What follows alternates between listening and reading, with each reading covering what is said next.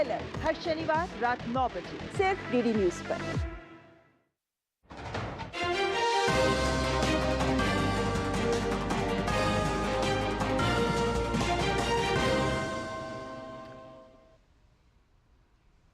नमस्कार, आप देख रहे हैं डीडी न्यूज। मैं हूं आंचल गुलाटी गुंबर। आगे बढ़ने से पहले एक नजर सुर्खियों की तरफ। रक्षा मंत्री राजनाथ सिंह भुज के दौरे पर रवाना होने से पहले कहा, भुज एयरबेस पर सैनिकों से मिलने के लिए उत्सुक। वायुसेना प्रमुख भी साथ में मौजूद।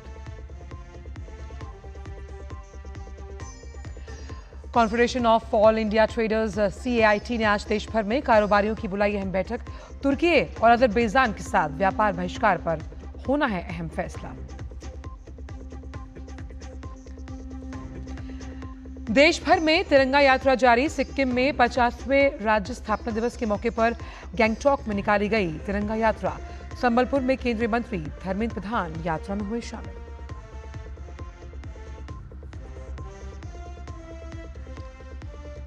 कर्नल सोफिया कुरैशी पर मध्य प्रदेश के मंत्री विजय शाह के आपत्तिजनक बयान पर सुप्रीम कोर्ट में सुनवाई आज। मध्य प्रदेश हाईकोर्ट ने शाह के खिलाफ FIR दर्ज करने का दिया आदेश।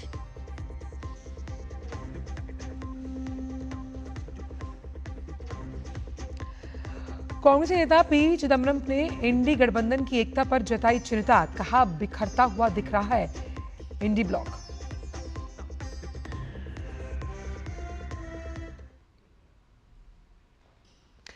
और आइए अब जानते हैं सभी खबरों को विस्तार के साथ। ऑपरेशन सिंदूर की सफलता के बाद आज रक्षा मंत्री राजनाथ सिंह गुजरात के भुज के दौरे पर जा रहे हैं। रक्षा मंत्री यहां भुज एयरबेस का दौरा करेंगे। रक्षा मंत्री भारतीय सेना, वायुसेना, सीमा सुरक्षा बल और अन्य सुरक्षा एजेंसियों के कर्मियों के साथ बातचीत करने के लिए भुज वायुसेना स्टेशन का दौरा करेंगे। वरिष्ठ कमांडर्स द्वारा उन्हें वर्तमान सुरक्षा स्थिति और परिचालन तैयारियों के बारे में जानकारी दी जाएगी।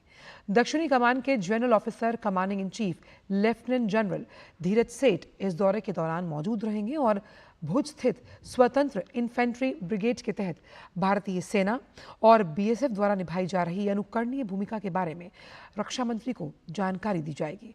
इस दौरान वो जवानों से मुलाकात कर भारतीय सशस्त्र बलों की तैयारियों और उसका मूल्यांकन करेंगे और मजबूत किए गए सुरक्षा उपायों की प्रभावशीलता पर भी जांच होगी। ये दौरा क्षेत्र में महत्वपूर्ण संपत्तियों की सुरक्षा सुनिश्चित करने के सभी सुरक्षा बलों के समन्वित प्रयासों पर प्रकाश डालता है। सैन्य तनाव के बीच पाकिस्तानी सेना ने ड्रोन के जरिए भुज को निशाना बनाने की कोशिश की थी। भुज और नलिया के पास तैनात भारतीय सेना की वायु रक्षा इकाइयों ने हाल ही के दिनों में कई शत्रुतापूर्ण पाकिस्तानी ड्रोन को सफलतापूर्वक बेअसर किया, जिसकी वजह से महत्वपूर्ण सैन्य प्रतिष्ठानों को निशाना बनाने के प्रयासों को प्रभावी ढंग से विफल किया गया। भुज रुद्रमाता वायुसेना स्टेशन भुज में स्थित भारतीय वायुसेना का एक प्रमुख एयरबेस है।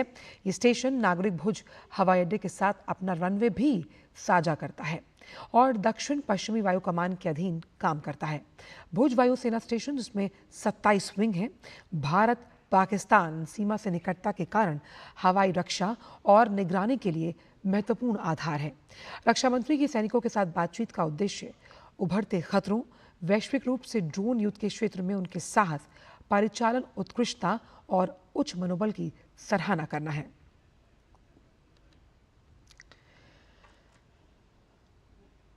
और इसी बड़ी खबर पर हमारी संवाददाता मेघना देव जुड़ रहे हैं। मेघना, रक्षा मंत्री का भुज का ये दौरा किस तरह से हौसला अफजाई करेगा वायु सैनिकों की? बिल्कुल, देखिए आंचल, जिस तरीके से हमने देखा कि कल रक्षा मंत्री राजनाथ सिंह मिले थे हमारे पर्सनल से, हमारे आर्म्ड फोर्सेस से, और बदामी बाग में, कैंट में, श्रीनगर में, और उसके बाद अब वो यहाँ भुज एयरफोर्स स्टेशन आ रहे हैं। मेरे ठीक पीछे आप देख सकते हैं भुज का ये जो है ये एयरफोर्स स्टेशन है, यहाँ पर वो आने वाले हैं। और हम जानते हैं कि जिस तरीके से लगातार जो एस्केलेशन हुआ था उसमें ये बहुत अहम एक यहाँ के बताया बताया गया था कि इसके आसपास भी ड्रोन्स नजर आए थे, तो और उसको एंगेज किया गया था। लेकिन उसके साथ ही अगर हम देखें तो भुज एक बहुत ही इंपॉर्टेंट पॉइंट है, क्योंकि देखिए आसपास जो है बहुत लंबा बॉर्डर शेयरिंग है। अगर हम देखें तो नलिया है, सरक्रीक है, ये जो इलाके हैं, उसके बाद जैसे खावड़ा जैसी जगह हैं जहाँ से कुछ ही किलोमीटर पर अगर हम देखें तो बॉर्डर दिखता है। तो ऐसी कई जगहें हैं, और ना केवल ये बल्कि पोर्ट्स भी काफ़ी सारे हैं। अगर कंडला, मुंद्रा, जखाऊ पोर्ट, कई ऐसी जगहें हैं जो कच्छ के लिए बहुत इंपॉर्टेंट हैं, और ऐसी परिस्थिति में यहाँ पर गार्ड रखना एक बहुत इंपॉर्टेंट एस्पेक्ट बन जाता है। तो रक्षा मंत्री राजनाथ सिंह इसीलिए अगर हम देखें तो कल भी जिस तरीके से उन्होंने संबोधन किया फोर्सेस का, उन्होंने इस बात को साफ तौर पर कहा कि कोई भी किसी भी किस्म का अगर न्यूक्लियर ब्लैकमेल किया जाएगा तो वो भारत के इस दृढ़ संकल्प को नहीं डिगा पाएगा कि हमें आतंकवाद के खिलाफ लड़ाई जारी रखनी है। और उसके साथ ही उन्होंने ये भी कहा था कि ऑपरेशन सिंदूर इतिहास में भारत का टेररिज्म के खिलाफ सबसे बड़ा कदम है। तो एक तरीके से देखें तो, और जिस तरीके से उन्होंने हौसला अफजाई भी की फोर्सेस की, उससे साफ तौर पर पता चलता है कि ना वो केवल यहाँ मनोबल बढ़ाने के लिए आ रहे हैं, बल्कि एक सिचुएशन भी देखने आ रहे हैं कि कितनी प्रिपरेडनेस है, किस तरह की तैयारियां हैं, क्या हमारी और हमारे फोर्सेस क्या सोच रहे हैं इस समय। और इसके साथ ही क्योंकि वो कच्छ आ रहे हैं, भुज में आ रहे हैं, वो ना केवल एयरफोर्स स्टेशन का दौरा करेंगे बल्कि साथ ही स्मृति वन का भी दौरा करेंगे। स्मृति वन एक मेमोरियल है, 2001 एक भयावह जो कच्छ का भूकंप आया था, उसके बाद उसका आफ्टरमैथ क्या था, कैसे रिबिल्डिंग हुआ, कैसे कच्छ वापस अपने पांव पे खड़ा हुआ। प्रधानमंत्री नरेंद्र मोदी की ये एक तरीके का उनका ब्रेन चाइल्ड है ये स्मृति वन मेमोरियल, और वो रक्षा मंत्री राजनाथ सिंह देखने वाले हैं। वहां पर अगर हम देखें तो कई सेक्शंस बने हुए हैं, रीबर्थ से लेके रिबिल्ड, रिन्यू, काफी सारे ऐसे एस्पेक्ट्स हैं जिसमें दिखाया गया है। लेकिन एक चीज हमें समझनी होगी कि ऑपरेशन सिंदूर में हमने ये देखा कि भारतीय डिफेंस सिस्टम ने पाक के जो ड्रोन्स थे उन्हें बिल्कुल विफल कर दिया, यानी कि हम कहें कि जो पाक के नापाक इरादे थे उनके मंसूबों को बिल्कुल ध्वस्त किया। ऐसे में क्या कड़ा संदेश पाकिस्तान को जाता हुआ, क्योंकि हर मोर्चे पर जीरो टॉलरेंस अगेंस्ट टेररिज्म। जी बिल्कुल आंचल, और इसके बारे में साफ शब्दों में रक्षा मंत्री ने भी कहा कल कि किस तरीके से हमारी जो इंडिजिनस मैन्युफैक्चरिंग है वेपन्स की, एमुनिशन की, और उसके साथ ही हमारी जो डिफेंस सिस्टम्स की जो इंडिजिनस मैन्युफैक्चरिंग है उसको किस तरीके से स्केल अप किया जा रहा है, और उसका कितना बढ़िया अगर हम देखें तो रिजल्ट और उसके कितने अच्छे आउटपुट मिल रहे हैं। और उतना ही नहीं, अगर साफ तौर पर कहें तो हमारे सिस्टम्स, हमारे साइंटिस्ट, हमारी जो इंडिजिनस रिसर्च R&D है, उन सभी चीज़ों को अगर देखें तो काफ़ी हद तक ये जो इस बार भी हमने देखा जो आकाश है, या उसके साथ ही और भी कई ऐसे इंडिजिनस हमारे मैन्युफैक्चरिंग है, ना केवल हम एक्सपोर्ट कर रहे हैं बल्कि हम अपने लिए भी बेशक ना केवल हम अपने लिए कर रहे हैं बल्कि हम एक्सपोर्ट भी कर रहे हैं। तो जिससे समझ में आता है कि हम अब कितने एडवांस्ड होते जा रहे हैं मैन्युफैक्चरिंग के सेक्टर में, खासतौर पर जब डिफेंस के क्षेत्र की बात करें। तो ये एक बेशक एक बहुत इंपॉर्टेंट एस्पेक्ट है। और देखिए, ना केवल हम अगर बात कर रहे हैं तो हम एयर डिफेंस सिस्टम्स की बात करेंगे, बल्कि हम नेवी के लिए भी मैन्युफैक्चरिंग कर रहे हैं, हम अपने आर्मी के लिए भी मैन्युफैक्चरिंग कर रहे हैं। तो ये काफ़ी हद तक हमारे साइंटिस्ट, हमारे रिसर्च एंड डेवलपमेंट पर्सनल, और उसके साथ ही जो इस अगर हम देखें तो हमारे फोर्सेस भी हैं जो इसका इस्तेमाल कर रहे हैं, जो इसकी ट्रेनिंग ले रहे हैं, उन सभी के लिए बहुत महत्वपूर्ण है। और वहीं पाकिस्तान ने भुज पर एक ड्रोन अटैक किया था जिसे सफलतापूर्वक विफल किया गया। तो भुज के एयरबेस को दौरे के लिए चुनना अपने आप में एक प्रतीकात्मक संदेश देता है, और उस लिहाज से भी अहम, क्योंकि भुज की सामरिक महत्वता बहुत अहम हो जाती है भारत के लिए। बिल्कुल, और इसीलिए भी बिल्कुल आपने सही कहा आंचल कि इसीलिए भी भुज के इस एयरफोर्स स्टेशन को चुना गया है। और चूंकि ये देखिए, ना केवल भुज बट नलिया में भी है और एयरफोर्स स्टेशन, बट ये जो पूरा इलाका है ये बहुत बड़ा इलाका है। अगर आप देखें तो आपको भुज से केवल जखाऊ जाने में तकरीबन 3 घंटे लग जाते हैं, आपको गांधीधाम जाने में तकरीबन 2 घंटे लग जाते हैं। तो ये ऐसा इलाका नहीं है जो कि एक छोटा सा जिला है और अगर सीमावर्ती जिला कहें तो वैसा है, लेकिन यहाँ पर जो है यहाँ के जो टोपोग्राफी है, यहाँ के जो रूट्स हैं बहुत ही डिफिकल्ट है, टेरेन बहुत अलग किस्म की है, कई जगहों पे खाड़ियाँ हैं। अगर हम सरक्रीक की बात करें तो लखपत की बात करें तो ऐसे कई सुदूर इलाके, लखपत जाने में तकरीबन अगर हम देखें जहाँ कोटेश्वर महादेव टेम्पल है, नारायण सरोवर है, वो सभी जगह जाने में तकरीबन भुज से 3.5 से 4 घंटे का रास्ता है बाय रोड। तो ये समझ सकते हैं कि कितना बड़ा एरिया है ये सीमावर्ती जिले में जो बॉर्डर्स के पास लगता है। और कई जगहों पे तो इतनी बड़ी बड़ी खाड़ियां हैं कि वो उन खाड़ियों को भी कैसे वहां पर फोर्सेस का डिप्लॉयमेंट होगा, कहां पे बॉर्डर पोस्ट्स लगेंगी, वो सब बहुत एक तरीके का क्रिटिकल और चैलेंजिंग सिचुएशन होता है, खास तौर पर अगर हम कच्छ बॉर्डर की बात करें। और गुजरात में तो ना केवल कच्छ बल्कि बनासकांठा में भी जब नाड़ाबेट बॉर्डर देखते हैं तो, लेकिन वहां की परिस्थितियां अगर हम इसके कंपैरिजन में करें, इसकी तुलना में, तो सुईगाम तालुका है, वहां पर वाव तालुका है, वहां पर जो बॉर्डर का सिचुएशन है वो काफी डिफरेंट है। बट यहाँ पे जो टेरेन का भी जो चैलेंज है वो एक बहुत बड़ा चैलेंज नजर आता है। और खास तौर पर इसे इसलिए भी चुना गया है भुज एयरफोर्स को क्योंकि यहाँ से बहुत चीजों का स्ट्रैटेजिक महत्व भी है और बहुत चीजों का एग्जीक्यूशन का महत्व भी इस एयरफोर्स स्टेशन से है। बिल्कुल मेघना, अगर डिफेंस प्रोडक्शन की बात की जाए तो ये जो क्षेत्र है वो प्रधानमंत्री के दिल के बेहद करीब है और टेक्नोलॉजी ट्रांसफर को लेकर जो एक हिचक थी वो कहीं ना कहीं मिटती है। और तमाम जो आपके रक्षा उत्पाद हैं उसमें अब आप मेड इन इंडिया का जब ठप्पा देखते हैं तो किस तरह से हम आत्मनिर्भरता के साथ रक्षा क्षेत्र में आगे बढ़ते हुए।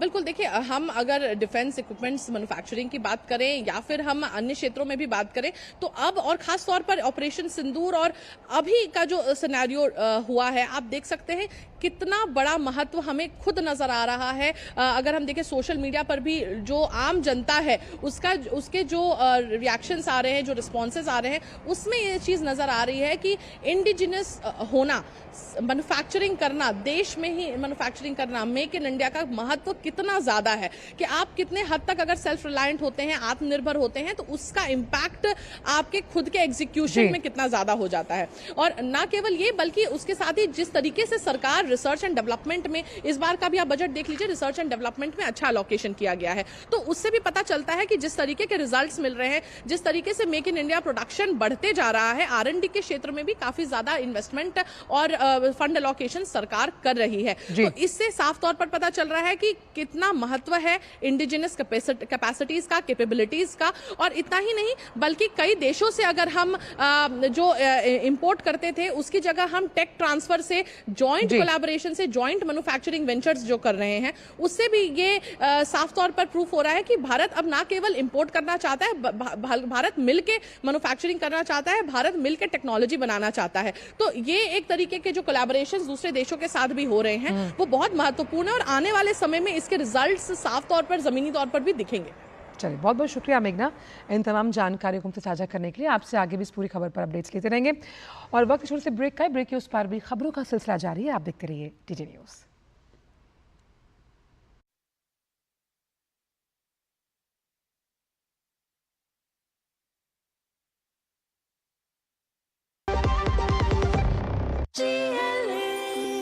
जो लक्ष्य चुना था समझ आने लगा है। GLA यूनिवर्सिटी, उच्च लक्ष्य की निश्चित प्राप्ति। मेरी पसंद, मेरी पसंद, मेरी पसंद, मेरी पसंद, हमारी पसंद, हम सबकी पसंद। मजबूत देश का मजबूत सरिया हो गया स्टील। ब्रेक के बाद सभी का स्वागत। बढ़ते आगे, confederation of all India traders ने आज नई दिल्ली में देश के विभिन्न राज्यों के प्रमुख व्यापारी नेताओं की एक राष्ट्रीय कॉन्फ्रेंस बुलाई है, जिसमें पाकिस्तान का समर्थन करने के कारण तुर्की और अजरबैजान के साथ व्यापारियों द्वारा सभी वस्तुओं का जो आयात और निर्यात है उस व्यापार को बंद किए जाने पर अहम फैसला लिया जाएगा। कैट का कहना है कि जो भी देश भारत के खिलाफ है उसके साथ व्यापार करने का कोई सवाल नहीं और देश के व्यापारियों द्वारा अपनी देशभक्ति को प्रदर्शित करने का यही समय है। पूरे देश के साथ व्यापारी भी प्रधानमंत्री नरेंद्र मोदी की अगुवाई में एकजुट होकर खड़े हैं। कॉन्फ्रेंस में भारत की सेनाओं के शौर्य और पराक्रम के प्रति आभार व्यक्त करने के लिए देश भर में तिरंगा यात्रा का आयोजन किया गया। वहीं उसमें ई-कॉमर्स कंपनियों द्वारा भारत के खुदरा व्यापार को नुकसान पहुंचाने के मामले में आगे आंदोलन को लेकर बड़े फैसले लिए जाएंगे।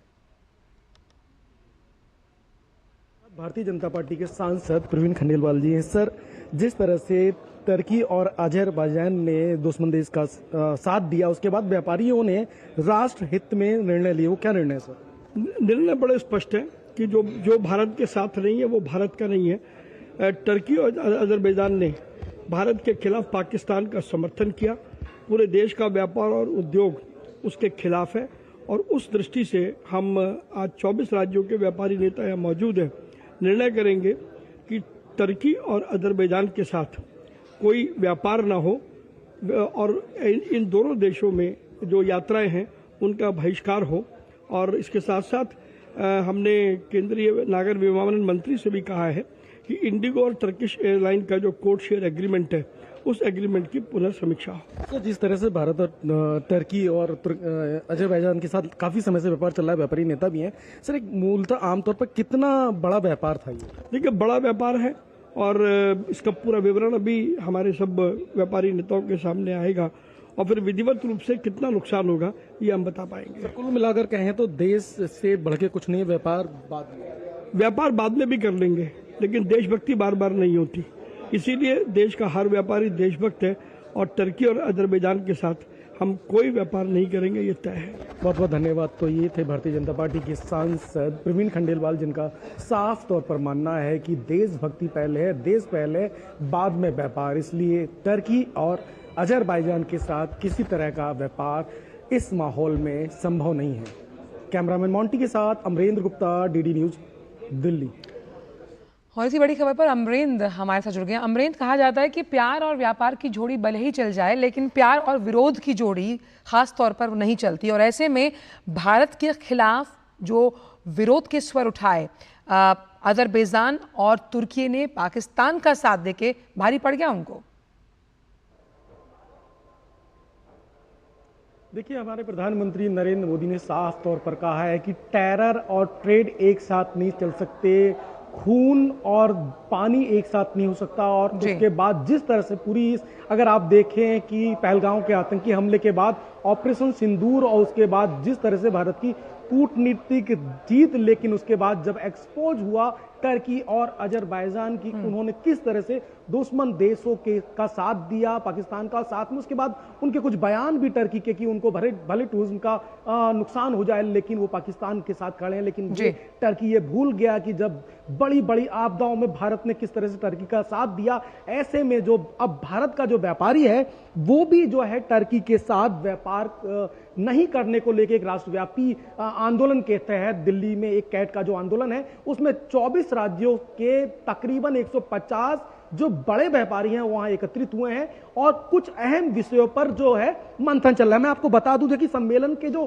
कुछ अहम विषय हैं उसमें यह बताया गया है कि तुर्की और अजरबैजान के उत्पादों का राष्ट्रव्यापी बहिष्कार किया जाएगा। इस रणनीति पर यहां पे चर्चा हो रही है, यानी कि जो आयात या निर्यात होता है किसी भी तरह का प्रोजेक्ट तुर्की और अजरबैजान का, वो उसका बहिष्कार करेंगे राष्ट्रव्यापी लेवल पे। भारत के किसी कोने में ना आयात होगा ना निर्यात होगा। इस पर व्यापारी एक मंथन कर रहे हैं इस वक्त। इसके अलावा जो है जो नए व्यापारिक समझौते हमारे तुर्की और अजरबैजान के साथ हुए हैं उस पर रोक लगाने का भी मंथन और जो फैसले इस अहम बैठक में लिया जा सकता है, जिसके तहत आपको मैं बता दूं कि जो व्यापार संस्थाओं के साथ कर रही थी भारत इन दो कंट्री के साथ, उस पर भी पूरी तरह से कैट रोक लगाएगा, यानी कि देश भर के व्यापारी उनके साथ किसी भी तरह का व्यापार नहीं करेंगे। और तीसरा जो सबसे बड़ा जो पॉइंट है जिसमें कि पर्यटन आता है, जिसमें अगर बात करें कि तुर्की और अजरबैजान का जो पर्यटन है वो भारत से काफी बढ़ जाता है, तो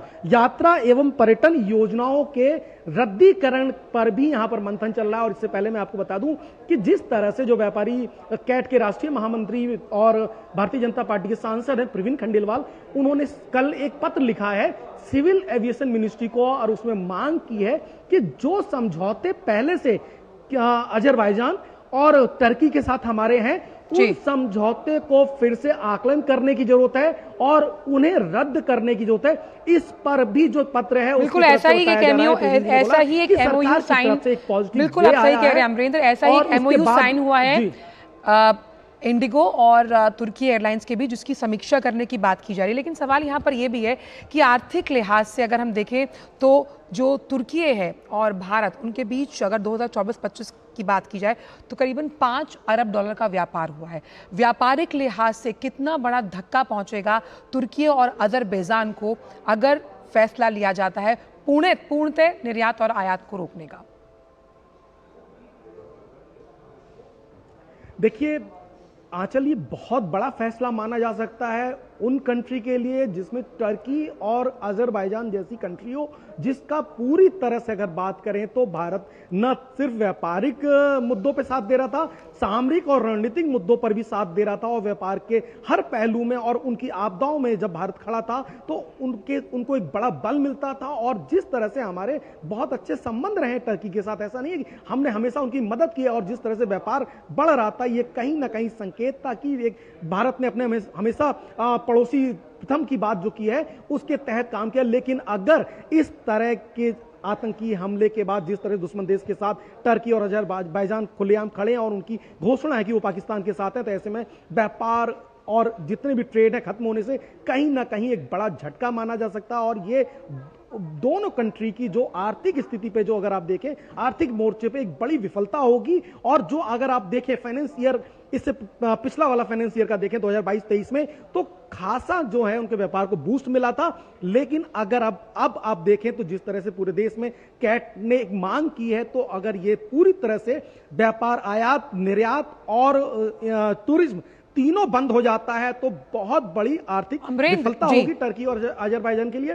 और कहीं ना कहीं उस मोर्चे पे उनको बहुत कोई बड़ा नुकसान भी देखा जा सकता है। कोई सरकारी रिएक्शन अजरबैजान या तुर्की की तरफ से इस पूरी बैठक को लेकर आया है क्या?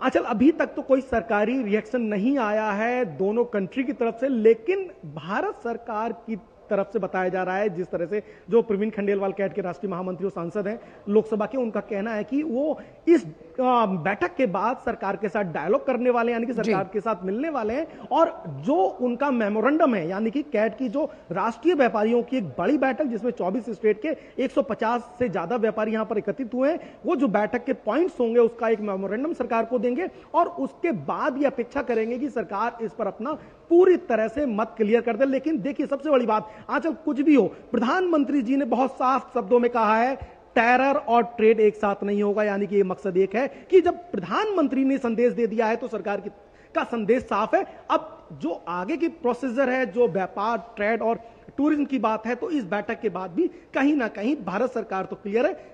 जो टर्की और अजरबैजान है उसका अब तक हम बता रहे हैं कि अभी हम ब्रेकिंग न्यूज में भी अपने फिल्म में बता रहे हैं कि कैट की अहम बैठक शुरू हो चुकी है। कब तक इसका जो निर्णय है वो सामने आएगा, उसके लिए आप जानकारी के साथ मौजूद हैं। आखिरी सवाल यहाँ पर ये कि जीडीपी में वृद्धि के लिए टूरिज्म का बहुत ज़्यादा महत्व होता है और ऐसे में चाहे हम तुर्की की बात करें, अजरबैजान की, क्योंकि किफ़ायती देश है, वहाँ पर लोग डेस्टिनेशन वेडिंग्स और अन्य वेकेशंस के लिए जाते हैं, तो टूरिज्म के क्षेत्र में और इस सेक्टर में भी गाड़ी पर ब्रेक लगता हुआ दोनों ही देशों की। बिल्कुल निश्चित तौर पर आंचल, बहुत बड़ी आर्थिक अगर हार देखे तो टर्की और अजरबैजान के साथ है। वे ट्रेड तो बंद होगा ही, लेकिन टूरिज्म भी इस घटना के बाद पूरी तरह से बंद होगा तो कहीं ना कहीं आर्थिक तौर पर एक बड़ा नुकसान हो सकता है अजरबैजान और टर्की को। और जो टूरिज्म था, बहुत ज्यादा संख्या में, बड़ी संख्या में भारत से लोग टूरिज्म के लिए जाते थे टर्की, अजरबैजान, और लेकिन वहां पर अगर इसके बाद जो है पूरी तरह से बंद हो जाएगा तो एक बड़ा नुकसान कहीं ना कहीं पूरे तौर पर देखा जा सकता है। बहुत बहुत शुक्रिया अमरेंद्र, तमाम जानकारी को हमसे साझा करने के लिए। और जब इस बैठक का निर्णय सामने आएगा हम आपसे फिर दोबारा कनेक्ट करेंगे। बहुत बहुत शुक्रिया। बढ़ते आगे और बात करते हैं अदानी एयरपोर्ट होल्डिंग्स की, जिसने चीन की कंपनी ड्रैगन पास के साथ अपने समझौते रद्द कर दिए। इस समझौते के तहत ड्रैगन पास के ग्राहकों को एयरपोर्ट लाउंज तक एक्सेस दी गई थी। ये कदम पहलगाम आतंकी हमलों में 26 जो पर्यटक जिनकी हत्या हुई उनका बदला लेने के लिए भारत द्वारा शुरू किए गए ऑपरेशन सिंदूर के बाद उठाया गया। अदानी एयरपोर्ट होल्डिंग्स के प्रवक्ता ने कहा कि ड्रैगन पास के साथ जो हमारा सहयोग, जो एयरपोर्ट लाउंज तक एक्सेस प्रदान करता था, वो तत्काल प्रभाव से समाप्त हो गया है। ड्रैगन पास के ग्राहकों को अब अदानी द्वारा प्रबंधित एयरपोर्ट पर लाउंज तक का एक्सेस नहीं मिलेगा। एयरपोर्ट लाउंज और अन्य ग्राहकों के यात्रा अनुभव पर इस बदलाव का कोई प्रभाव नहीं पड़ेगा। इस बीच केंद्र सरकार ने गुरुवार को भारतीय हवाई अड्डों पर तुर्की की ground handling company Celebi airport services को दी गई सुरक्षा मंजूरी को भी रद्द कर दिया। ये कदम सुरक्षा कारणों को ध्यान में रखकर उठाया गया था। तुर्की की कंपनी मुंबई एयरपोर्ट पर लगभग 70% ग्राउंड हैंडलिंग सेवाओं का प्रबंधन करती है, जिसमें यात्री सेवाएं, लोड कंट्रोल, उड़ान परिचालन, कार्गो और डाक सेवाओं के साथ गोदाम और ब्रिज परिचालन शामिल है। साल 2008 के बाद से सेलेबी ने भारत के विमानन क्षेत्र में अपनी उपस्थिति का विस्तार किया। व्यवसाय के साथ साथ शिक्षण संस्थान भी तुर्की से संबंध तोड़ रहे हैं। इसी क्रम में हैदराबाद स्थित मौलाना आजाद राष्ट्रीय उर्दू विश्वविद्यालय ने तुर्की के पाकिस्तान को समर्थन के विरोध में एक तुर्की संस्थान के साथ एमओयू को तत्काल प्रभाव से रद्द करने की घोषणा की है। भारत और पाकिस्तान ने सीमा सतर्कता के स्तर को कम करने के लिए विश्वास बहाली के उपाय पर जारी रखने पर सहमति जताई। दोनों देशों के सैन्य संचालन महानिदेशकों डीजीएमओ के बीच 10 मई को हुई वार्ता के बाद दोनों पक्ष सीमा सतर्कता के स्तर को घटाने के उपाय जारी रखने पर राजी हैं। ये निर्णय दोनों पक्षों के बीच विश्वास निर्माण को बढ़ावा देने की दिशा में उठाया गया महत्वपूर्ण कदम है। 10 मई को भारतीय और पाकिस्तानी सेना के डीजीएमओ के बीच महत्वपूर्ण बातचीत हुई थी, जिसमें दोनों पक्षों ने सीमा पर सैन्य गतिविधियों को नियंत्रित करने के उपायों पर चर्चा की। भारतीय सेना द्वारा जारी किए गए बयान में कहा गया था कि दोनों देशों ने विश्वास निर्माण उपायों को जारी रखने का निर्णय लिया। 12 मई को भी डीजीएमओ स्तर की बातचीत हुई थी, जिसमें सैन्य कार्रवाई रोक समझौते को कायम रखने पर चर्चा की गई। भारतीय सेना और सरकार ने हमेशा ये स्पष्ट किया कि भारत अपनी राष्ट्रीय सुरक्षा को सर्वोपरि मानता है, लेकिन शांति बनाए रखने के लिए हर संभव कोशिश करेगा।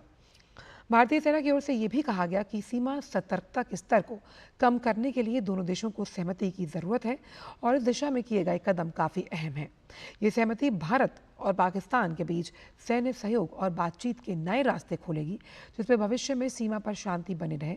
हालांकि इस दौरान किसी भी तरह के उल्लंघन को लेकर भारतीय सेना सतर्क है।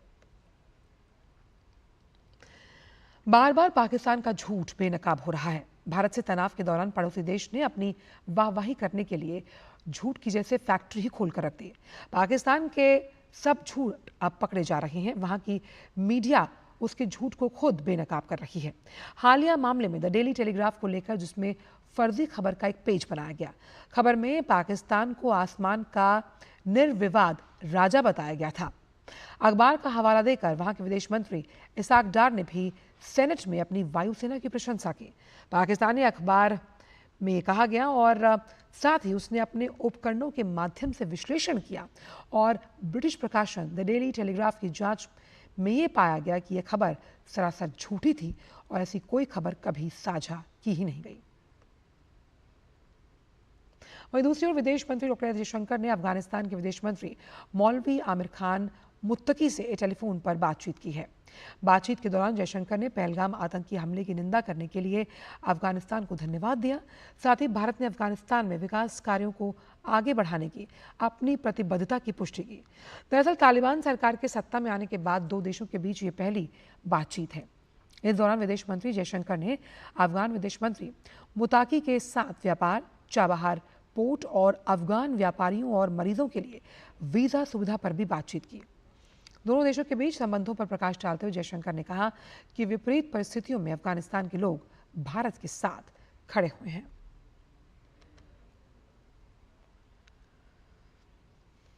भारत पाकिस्तान के बीच सैन्य कार्रवाई पर रोक को लेकर अमेरिकी राष्ट्रपति ट्रंप अपनी मध्यस्थता के बयान से अब पलट गए। उन्होंने कहा कि मैंने दोनों देशों के बीच तनाव को शांत करने में मदद की थी, मैंने कोई मध्यस्थता नहीं की। भारत पाकिस्तान समस्या सुलझाने में सिर्फ और सिर्फ मेरे द्वारा मदद की गई थी। I don't want to say I did, but I sure as hell helped settle the problem between Pakistan and India last week, which was getting more and more hostile. And all of a sudden you'll start seeing missiles of a different type. And we got it settled. I hope I don't walk out of here and 2 days later find out that it's not settled, but I think it is settled. And we talked to them about trade. Let's do trade instead of do war. And Pakistan was very happy with that, and India was very happy with that. And और आइए बात करते हैं तिरंगा यात्रा से जुड़ी हुई।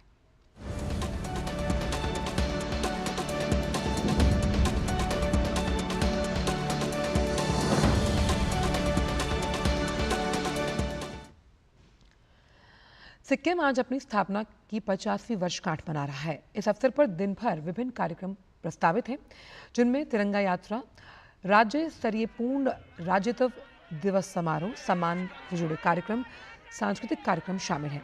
राज्य दिवस समारोह की शुरुआत सुबह तिरंगा यात्रा के साथ हुई। राजधानी गैंगटॉक के MG मार्ग से शुरू हुई तिरंगा यात्रा पालजोर स्टेडियम पहुंचकर खत्म हुई। तिरंगा यात्रा की अगुवाई मुख्यमंत्री प्रेम सिंह तमांग ने की। ये यात्रा भारतीय सेना के बहादुर सैनिकों के सम्मान में और भारत के हालिया आतंकवाद विरोधी अभियान ऑपरेशन सिंदूर की सफलता का जश्न मनाने के लिए आयोजित की गई। पालजोर स्टेडियम पहुंचने पर तिरंगा यात्रा राज्य दिवस समारोह में बदल गई। सिक्किम के राज्यपाल ओम प्रकाश माथुर राज्य दिवस समारोह के मुख्य अतिथि और मुख्यमंत्री प्रेम सिंह तमांग विशिष्ट अतिथि हैं। दोपहर में राजधानी स्थित मनन केंद्र में सम्मान समारोह का आयोजन होगा। राज्य दिवस समारोह का समापन शाम को रंगारंग सांस्कृतिक कार्यक्रम के साथ होगा। 16 मई 1975 को सिक्किम 22वें राज्य के रूप में देश का अभिन्न अंग बना था।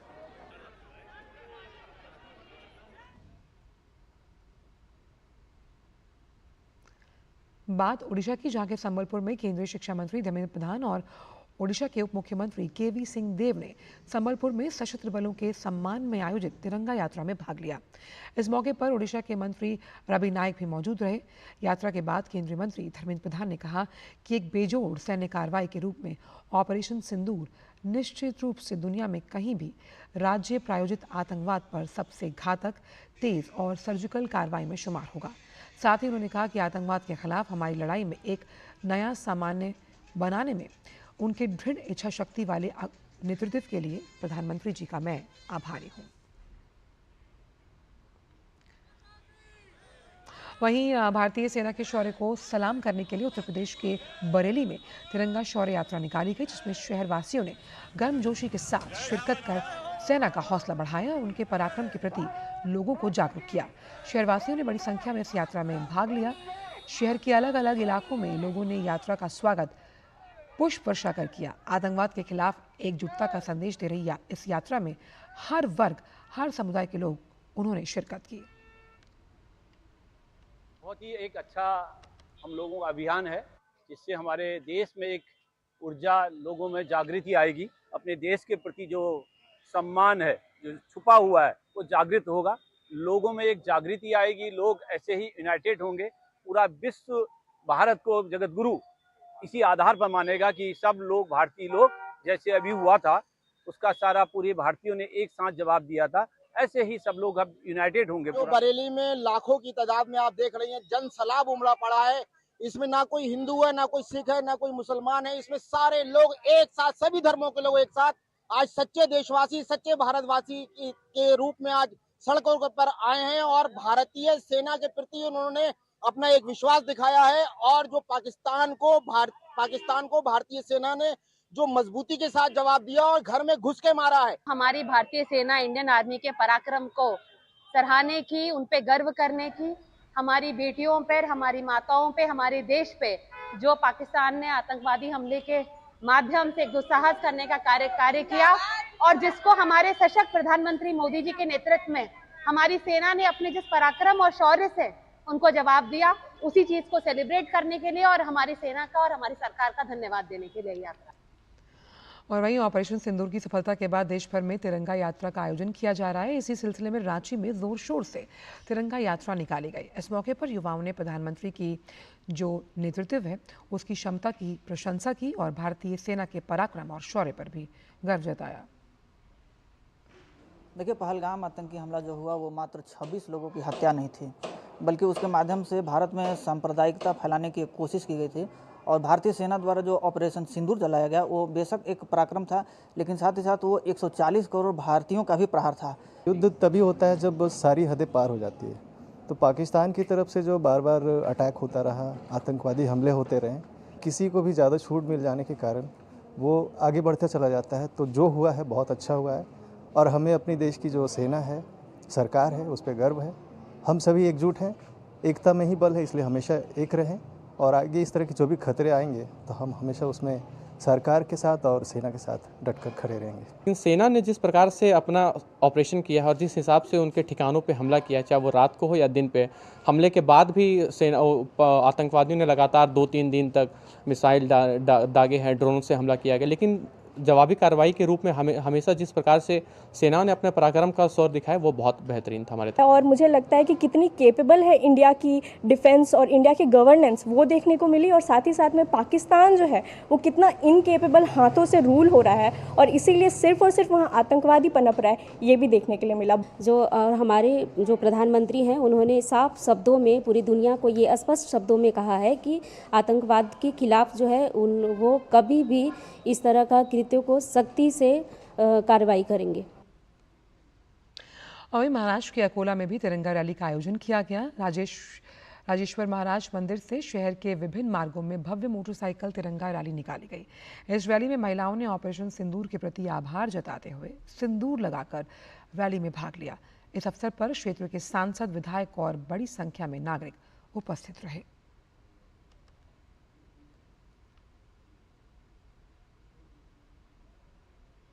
हमारी सबकी मनोकामना है कि हमारे देश में अमन शांति बनी रहे और हमारा देश आगे बढ़ता रहे और दुश्मन को एक मुंह तोड़ जवाब दे अगर उन्होंने आंख भी उठाई तो। नरेंद्र जी, मोदी जी, उनका बहुत बहुत धन्यवाद। और हमारे जो सैनिक है जिन्होंने जी जान पे अपनी जान गंवा के हमारी बहनों का सिंदूर का बदला लिया गया, इसकी हमें खुशी भी है।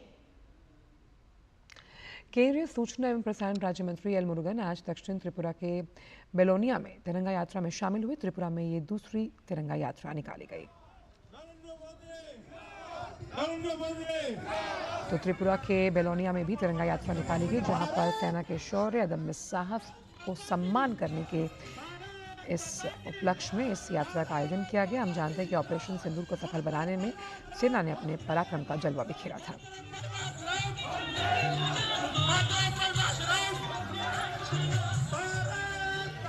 भारत माता की, नरेंद्र मोदी, नरेंद्र मोदी, नरेंद्र मोदी। भारत माता की, भारत माता की, भारत माता की।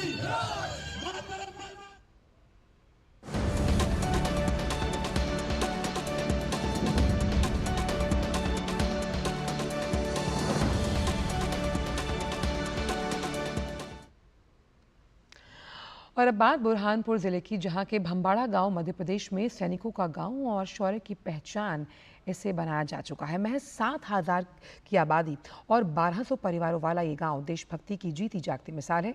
देखिए मध्य प्रदेश से हमारे संवाददाता श्रेयस द्विवेदी की ये खास report.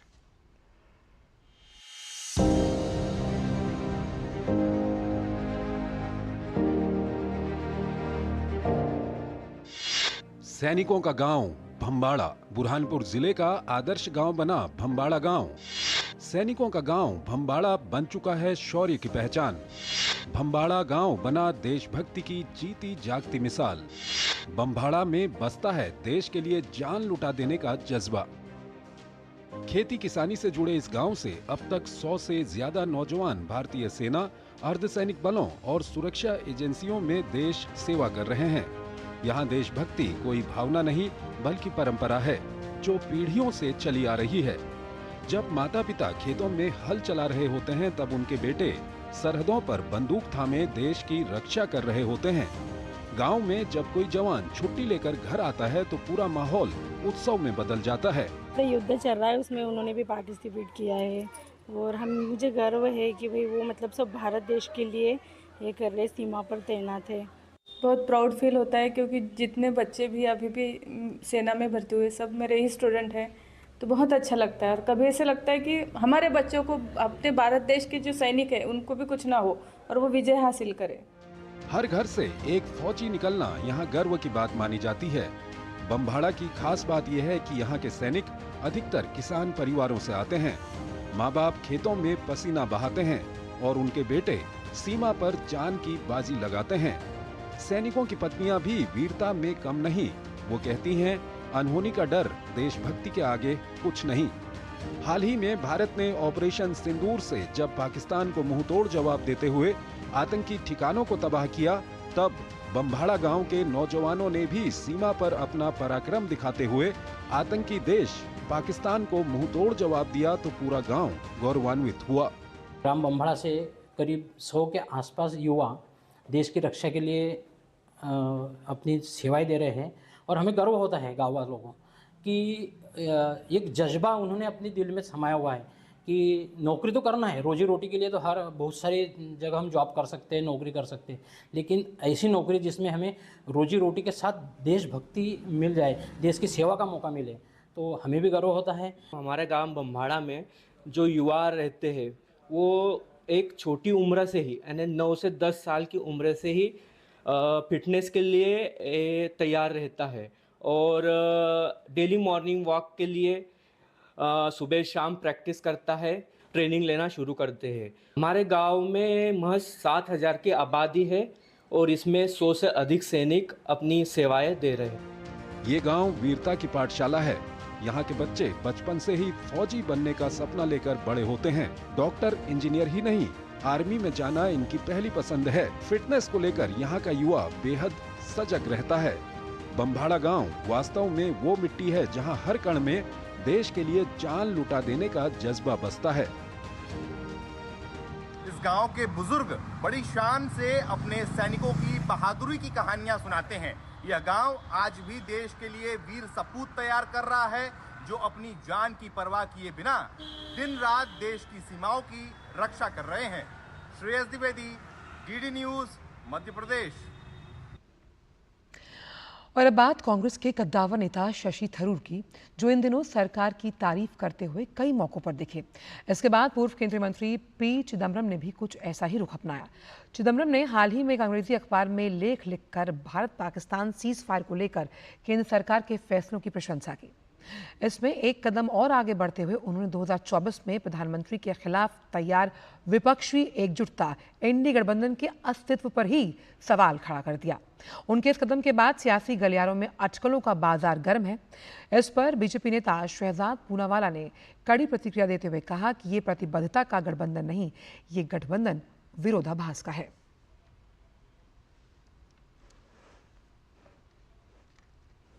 Mr. Mrityunjay Singh Yadav said. He seemed to feel that the India alliance is still intact. I'm not sure. If the India alliance is totally intact, I'm very, very happy. But it is, it shows it's at the seams, it's frayed. It can be put together, there is still time. The fact is that India Alliance is unable to take on the BJP because it has no mission or vision for the country. It has only obsession against Modi, politics of division, love for corruption and commission, and apna ambition. And therefore, you see that this is not alliance of commitment, it is alliance of contradiction. Congress and left fight in Kerala, unite in Delhi. Congress and AAP fight in Punjab, unite for Delhi Lok Sabha elections. Congress and TMC fight in Bengal, but they will unite in India Alliance. This is the kind of alliance they have. No Neta, no Niti, no Niyat. During Parliament session, we have seen how Samajwadi Party, Trinamool Congress, RJD, all of them passed no confidence motion against Rahul's leadership. They did not want Rahul as leader of opposition. They said remove Rahul. They did not associate with the many issues that he has picked up.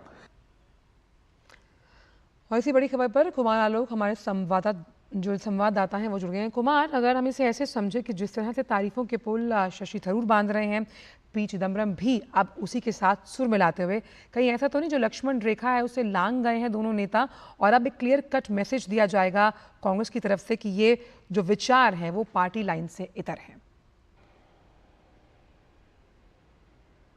आजकल देखिए, कल जब एक पुस्तक का विमोचन हो रहा था, कंटेस्टिंग डेमोक्रेटिक डेफिसिट, ये किताब सलमान खुर्शीद और मृत्युंजय यादव एक राइटर हैं, उन्होंने लिखा था कि वो किताब, ये किताब जो था पिछले चुनाव में जिस तरीके से राहुल गांधी का जो यात्रा थी, उन्होंने पूरे पैन इंडिया उन्होंने जो यात्रा की थी, और उसके अलावा कांग्रेस का जो परफॉर्मेंस अच्छा हुआ पिछले 2019 के मुकाबले, और अपोजिशन ने भी कुछ अच्छा परफॉर्म किया, इसी को लेकर ये किताब लिखी गई थी, उसी का विमोचन था। और जब मृत्युंजय यादव बोलने के लिए खड़े हुए तो उन्होंने तमाम तरह की खूबियां गिनाई कि किस तरीके से राहुल गांधी ने नेतृत्व किया, किस तरीके से अपोजिशन ने फाइट किया। जैसे ही उनका भाषण खत्म हुआ उसके बाद चिदम्बरम बोलने के लिए उठे और उन्होंने एक तरह से धज्जियां उड़ाकर रख दी, अगर आप कहें इंडी गठबंधन की, कि किस तरीके से उन्होंने कहा कि मुझे विश्वास ही नहीं है कि इंडी गठबंधन अस्तित्व में है। वो इतना इसके आइए आपको सीधे चलते हैं जम्मू कश्मीर की प्रेस कॉन्फ्रेंस में। एग्जैक्टली कैसे अनफोल्ड हुए उसके बारे में ब्रीफली बताऊंगा। तो 22 से जब से पहलगाम अटैक हुआ है उसके बाद से हमने कई एरियाज़ को एक फोकस एरिया बनाया था जिनको कि हम एक फोकस वे में टारगेट करेंगे। और जैसे हमें इंटेलिजेंस इनपुट्स आ रहे थे कि जो टेररिस्ट ग्रुप्स हैं वो अब बर्फ़ पिघलने के बाद जंगलों में हायर रीचेस में चले गए हैं, और इसको ध्यान में रखते हुए जो हायर रीचेस हैं, जो ऊंचे पहाड़ों में जो जंगल्स हैं, वहाँ पर हमारी डोमिनेशन पार्टीज कंटिन्यूसली डिप्लॉयड थी। 12 तारीख की रात को शोपियां के इलाके में जो काटोहलन फॉरेस्ट है और स्पेसिफिकली केलर के एरिया में हमारे को इनपुट आया कि एक टेररिस्ट ग्रुप वहाँ पर हो सकता है। तो जो पार्टीज़ वहाँ पर डोमिनेशन के लिए पहले से ही डिप्लॉयड थी काफ़ी टाइम से, उन्होंने अपने आप को रिलोकेट किया, उस जगह के ऊपर फोकस होके क्लोज इन हुए। और सुबह के टाइम पे जब उनको वहाँ पर 13th की मॉर्निंग को जब एक सस्पिशियस मूवमेंट दिखाई दी तो पार्टीज़ ने क्लोज इन करके उनको चैलेंज किया, और चैलेंज करने के ऊपर जो है जो टेररिस्ट थे उन्होंने तुरंत फायर खोला। उसके बाद एक एनकाउंटर स्टार्ट हुआ, लेकिन पार्टीज़ ने क्लोज इन करके उनको न्यूट्रलाइज किया। तो ये जो ऑपरेशन था ये हायर रीचेस में काफ़ी ऊंचाई के इलाके के ऊपर हुआ और काफ़ी डिफ़िकल्ट एरिया था जहाँ पर इस किस्म के ऑपरेशन को अंजाम दिया गया। जो सेकेंड ऑपरेशन था जो कि त्राल के इलाके में हुआ था, उसका टेरेन बिल्कुल डिफरेंट है, जो कि एक गांव के अंदर था। तो उसी में इनपुट आई कि शायद एक टेररिस्ट ग्रुप जो है एक गांव के नाडर के इलाके में गांव के अंदर कुछ टाइम के लिए सेटल्ड है, और इमीडिएटली उस विलेज को कॉर्डन किया गया। जब कॉर्डन लग रहा था तो ये टेररिस्ट जो है उन्होंने अलग अलग घर के अंदर पोजीशन ले ली और फायर करने की कोशिश की, और रादर फायर किया। और उस टाइम पे हमारा चैलेंज था कि जो सिविलियंस हैं, जो इनोसेंट, जो वहाँ पर बच्चे, फैमिलीज, बुजुर्ग हैं, उनको वहाँ से निकाला जाए। तो पहले उनको सेफली उस जगह से निकाला गया और उसके बाद सिस्टमेटिकली तरीके से सर्च करी गई एक एक घर को, और एक एक करके अलग अलग जगह के ऊपर इन 3 टेररिस्ट को न्यूट्रलाइज किया गया। तो इस तरीके से ये दोनों जो ऑपरेशंस थे ये डिफरेंट काइंड ऑफ टेरेन में हुए हैं। एक जंगलों में और ऊंची जगहों पर हुआ है, दूसरा जो है वैली फ्लोर के अंदर और गांव के अंदर हुआ है। लेकिन दोनों ऑपरेशंस को सक्सेसफुली जो अंजाम दिया गया वो शो करता है कि सिक्योरिटी फोर्सेस टेररिस्ट कहीं भी हों उनको ढूंढेंगे और न्यूट्रलाइज करेंगे। तो जिन ट्रुप्स ने इसके ऊपर इन दोनों ऑपरेशंस को कामयाब बनाया, मैं उनको कॉम्प्लीमेंट करना चाहता हूं। और इसको करने के लिए जो हमारी इंटेलिजेंस एजेंसीज़ हैं उनके टाइमली इनपुट से भी हमें बहुत इनको कामयाब बनाने में मदद मिली है। जहाँ तक जो टेररिस्ट न्यूट्रलाइज हुए हैं उनके नाम आप सब जानते हैं। इनमें जो सबसे जो शोपियां वाले इलाके में जो था शाहिद कुट्टे, आपको पता होगा कि वो पिछले 2 मेजर टेररिस्ट अटैक में, जिसमें कि हीरपुरा गांव के एक सरपंच को मारा गया था और एक रिजॉर्ट के ऊपर एक जर्मन टूरिस्ट को ऊपर अटैक हुआ था, इन दोनों में इन्वॉल्व था। बाकी फंड रेजिंग और बाकी एक्टिविटीज़ में इसका बड़ा हाथ था। जो उसका दूसरे एसोसिएट था वो भी एक लोकल नॉन माइग्रेंट जो यहाँ के लेबर हैं उनको मारने में इन्वॉल्व थे। तो इसी तरीके से जो इन दोनों जो मॉड्यूल्स को जो न्यूट्रलाइज किया गया है उससे जो है इन तंजीमों को जो है काफ़ी झटका लगेगा और यहाँ पे जो है टेरर एक्टिविटीज़ और नॉर्मलसी लाने में मदद मिलेगी। So I rest here. For rest of the things I request IG CRPF to please add up. Thank you sir. जैसे आप सबको ऑपरेशनल डिटेल्स के बारे में बताया जा चुका है, ये जो अभी 2 बड़े ऑपरेशंस और मुठभेड़ हुई हैं। सबसे पहले मैं हमारी जो सिक्योरिटी एजेंसीज़ हैं, आर्मी की तरफ से आरआर, जेके पुलिस और सीआरपीएफ, उन सब के जवानों और ऑफिसर्स जिन्होंने, और साथ ही साथ में इंट एजेंसीज़ जिन्होंने बड़ी मेहनत के साथ में इंट को डेवलप करके और उसके ऊपर जो ऑपरेशंस हुए हैं उस सफलता के लिए मैं सभी को कॉम्प्लीमेंट करना चाहूँगा। इसके साथ ही ये जो अभी लगातार ऑपरेशंस बने हैं पिछले कुछ समय में, ये जो सभी सिक्योरिटी फोर्सेस के बीच के का जो एक प्रभावशाली समन्वय है, ये उसका एक प्रत्यक्ष प्रमाण है। और उसी कोऑर्डिनेशन और एग्जीक्यूशन जो प्रोफेशनल है, उसकी वजह से ही हम इन सफल ऑपरेशंस को कारगर कर पाए हैं। आगे आने वाले समय में भी मैं पूरा विश्वास आपको दिलाता हूं कि ये जो कोऑर्डिनेशन हम सबका, ये सभी सिक्योरिटी फोर्सेस और इंटेलिजेंसीज का लगातार जो बना है, आगे भी बनाएगा, आगे भी रहेगा, जिसकी वजह से हम सफलतापूर्वक कश्मीर, जम्मू एंड कश्मीर से आतंकवाद का पूरी तरह से सफाया कर सकेंगे।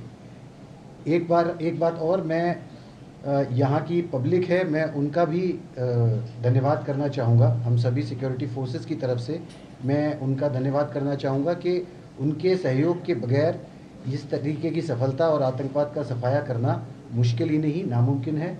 और इस सफलता इस बात का भी ये प्रत्यक्ष प्रमाण है कि पब्लिक खुद चाहती है कि इस आतंकवाद का, इस दहशतगर्दी का जम्मू एंड कश्मीर से सफाया पूरी तरह से हो सके। जय हिंद, जय Bharat. Thank you. Thank you, thank you. तो आप जम्मू कश्मीर से सुन रहे थे सेना और पुलिस की ये संयुक्त प्रेस कॉन्फ्रेंस, जहां पर आतंक के खिलाफ किस तरह से लड़ाई को लेकर जो 2 इम्पॉर्टेंट ऑपरेशंस चलाए गए, एक अवंतीपोरा में एक त्राल में जहां 6 आतंकियों को मार गिराया गया, उसके बारे में बताया गया। और ये भी कहा गया कि किसी भी लेवल पर ज़ीरो टॉलरेंस है आतंकवाद को लेकर। 2 ऑपरेशंस में 6 आतंकियों को मार गिराया गया। ऊंचाई वाले इलाके में ये आतंकी जो थे वो छिपे हुए थे और ये ऑपरेशन चला, जिसमें हथियारों का एक बड़ा जखीरा बरामद किया गया था, जिसकी खबर हमने कल भी आपको दिखाई थी, क्योंकि वो बरामदगी जो थी वो किसी भी आतंकी घटना को अंजाम दे सकती थी। और कश्मीर में बड़ी आतंकी साजिश को नाकाम किया गया। वक्त छोटे से ब्रेक का है, ब्रेक के उस पार भी खबरों का सिलसिला रहेगा जारी। जुड़े रहिए टीटी न्यूज़ के साथ। जब धरती चीर कर निकलता है लोहे का पत्थर और मिलता है मोंगिया के जोश से, फिर तपता है, पिघलता है और बनता है फौलाद। अब होता है सरिया सारी खूबियों के साथ। मोंगिया स्टील, मजबूत देश का मजबूत सरिया। स्वाद और सेहत के लिए कच्ची घानी तेल का बैलेंस मात्रा में इस्तेमाल करें। मैंने तो तय कर लिया, अब आपकी बारी है। जैसा कि हमारे प्रधानमंत्री जी भी कहते हैं, एक फिट और हेल्दी नेशन बनने के लिए हमें ओबेसिटी की समस्या से निपटना ही होगा। एक तरीका मैंने सुझाया था, खाने के तेल में 10% की कमी करना। कम तेल में बड़ी बात, सेहत रहे दिन और रात। ब्रेक के बाद सभी का स्वागत। और अब बात बिहार विधानसभा चुनाव की, जिसकी तैयारी की समीक्षा को लेकर निर्वाचन आयुक्त डॉक्टर विवेक जोशी की अध्यक्षता में पटना में उच्च स्तरीय बैठक चल रही है। बैठक में मुख्य निर्वाचन पदाधिकारी, स्टेट पुलिस नोडल पदाधिकारी, पुलिस महानिरीक्षक, जिलाधिकारी, एसएसपी पटना और अन्य पदाधिकारी उपस्थित हैं। चुनाव आयुक्त मोतिहारी और बेतिया जाकर ईवीएम के फर्स्ट लेवल चेकिंग FLC का निरीक्षण भी करेंगे। बिहार विधानसभा चुनाव तैयारी की समीक्षा को लेकर चुनाव आयुक्त डॉक्टर विवेक जोशी 4 दिवसीय दौरे पर कल पटना पहुंचे थे। याद रहे कि 2020 में निर्वाचन आयोग ने 25 सितंबर को बिहार विधानसभा चुनाव की घोषणा की थी। उस समय 1 अक्टूबर से नामांकन शुरू हो गया था।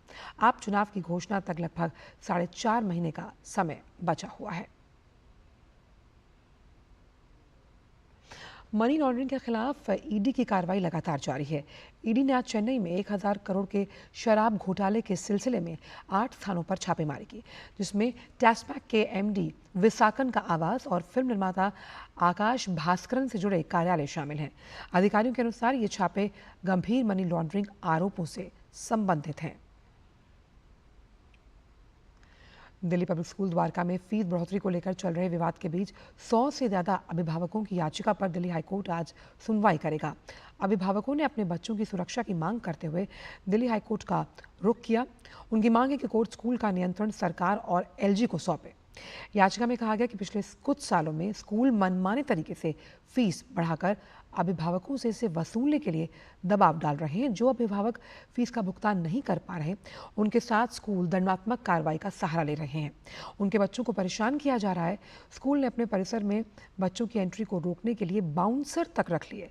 इससे पहले हाईकोर्ट ने अभिभावकों को सुझाव दिया कि जब तक कोर्ट कोई फैसला नहीं लेता तब तक वो बढ़ी हुई फीस का 50% जमा कर दें, लेकिन अभिभावकों ने ये कहते हुए इसे मानने से इनकार कर दिया था। उनके लिए पैसा जमा करना संभव नहीं है। खबर ओडिशा से, जहां की कटक पुलिस ने विभिन्न जिलों में कई गंभीर डकैतियों को अंजाम देने वाले 6 खूंखार डकैतों को गिरफ्तार कर लिया। उनके पास से भारी मात्रा में सोना, चांदी, नगदी और हथियार बरामद किए गए। कटक पुलिस ने कहा कि वो नागरिकों की सुरक्षा के लिए प्रतिबद्ध है।